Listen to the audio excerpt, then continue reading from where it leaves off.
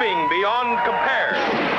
Astounding beyond belief. There have been concepts for films that have never made it to the big screen. In the Godzilla franchise, there were ideas that got left on the cutting room floor. Bride of Godzilla, which would have featured a robotic bride for the king of the monsters. And then there is Bagan, the monster villain that would have featured in several films. This monster would finally get an appearance in Super Godzilla for the Super Nintendo, but still has never had a film adaptation.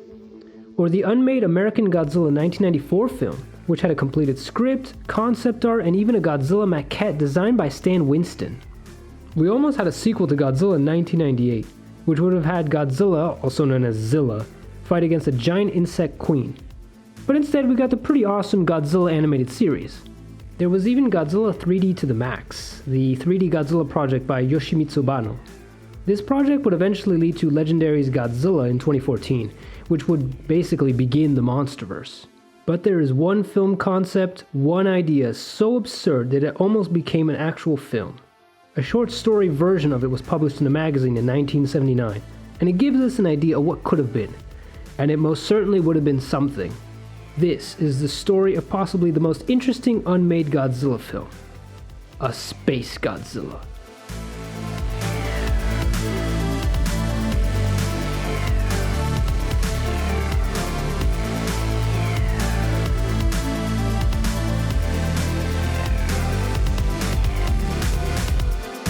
This story begins in the state of Arizona. Strange signals are picked up by astronomers from a nebula far out in space. Meanwhile, in Japan, a little girl named Momo walks along the beach and finds the carcass of a dead Godzilla. The army and scientists are all over the scene. The press tries to find Momo, who is now known as the one who discovered the corpse. Scientists analyzing the body confirm the cause of death as diabetes. That's not a joke. The brain is harvested and taken to the Science City for analysis. After some time passes, the scientists fail to get any substantial information from the brain. Then they bring in a psychic medium, and she begins to communicate through the brain. And they reveal that Godzilla is actually called Roseanne, and she comes from a planet and wants to return with her baby. A great debate begins on what to do with Roseanne. Roseanne? Roxanne? Some protesters and activists want to send her to her planet, but victims of Godzilla's rampages want the body to be destroyed. Momo sings a lullaby on TV and convinces the world to send Roseanne home. The world scientists cannot build a rocket large enough to take Roseanne to space, so they literally turn her body into a rocket ship. Momo is the one who presses the button to send her to space. In space, she begins a long journey with her baby Ririn to return home. Unknown to Roseanne, the Godzilla planet has been conquered by the Tsunarians. They are half horse, half humanoid people, but their general Gamori is incredibly powerful and has very weird powers. The Godzilla species are actually peaceful and pacifist in nature. The Tsunarians want to wipe out all the Godzillas in the universe. Roseanne takes Ririn across space and runs into dangerous rocks that have beaks that damage her body, and she manages to jump to warp and escape. Roseanne warps and finds Kunin, her partner and Ririn's father. But then she realizes it is a deception from the evil planet Monto, and she warps away. The final warp is the most beautiful, with amazing lights and visions.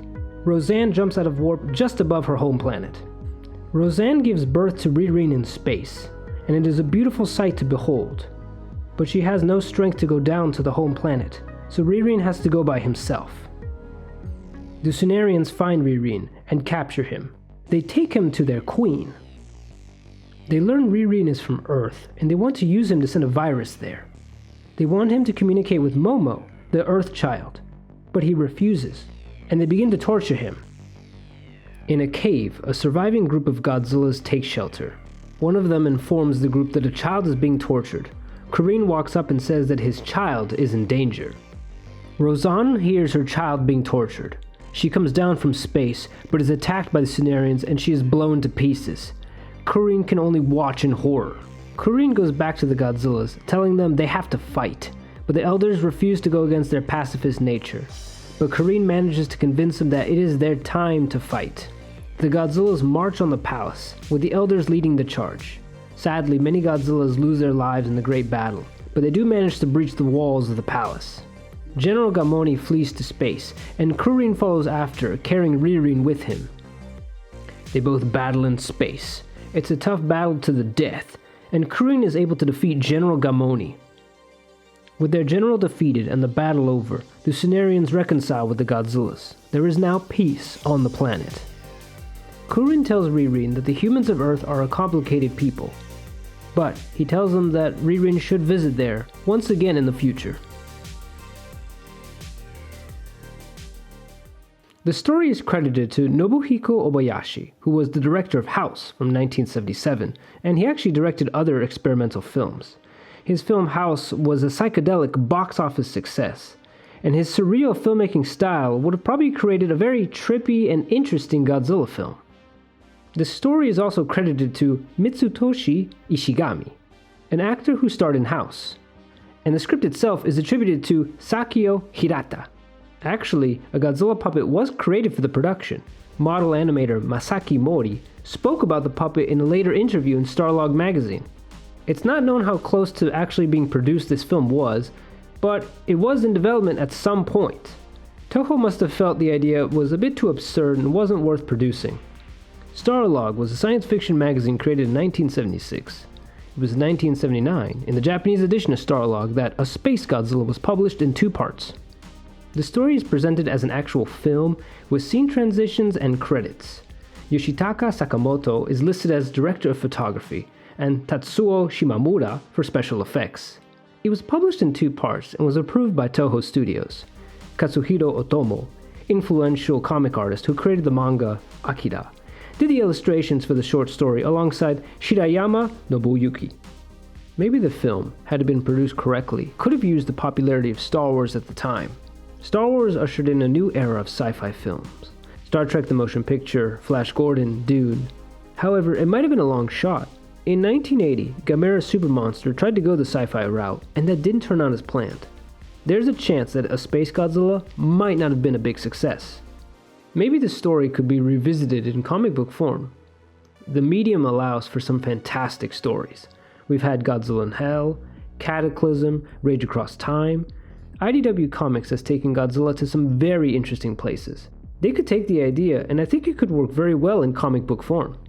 Another idea would be to adapt the story in a video game. There have been quite a few Godzilla games with interesting concepts. Imagine fighting as Roseanne or Kurin against the Lunarians in space.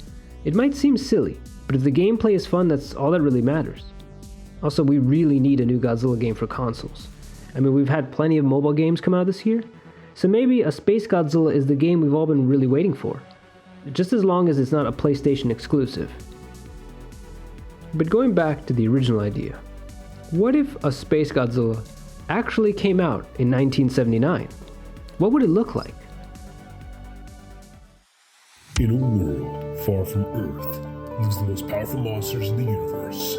When Godzilla is found dead on the beach, scientists try to unravel the secrets of the monster and unveils a great discovery. The world's greatest scientists unite to send Roseanne to space with her child. However, not all is well on the Godzilla planet. An evil group of aliens has taken over. We must wipe out all of the Godzillas. Roseanne will need to race home to stop them from wiping out her people. Luckily, she's not alone. Her partner, Kurin, will lead the Godzillas against the Lunarians. Next summer, the battle for the universe begins.